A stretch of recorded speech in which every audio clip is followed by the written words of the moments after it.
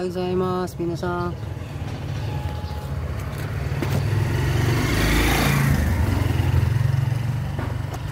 Ano guys, yung kamatis. Hinog na. Dami.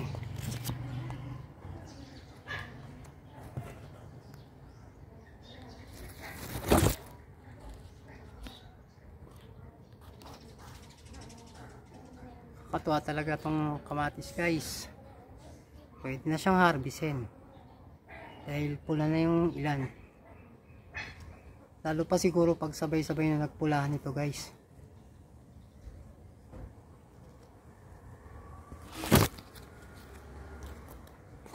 Tanim-tanim lang kayo ng kamatis sa bakuran nyo.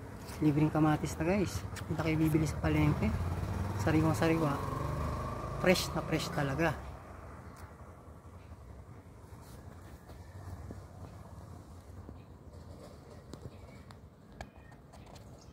Guys, thank you for watching. See you on the next video guys. どうもありがとうございました。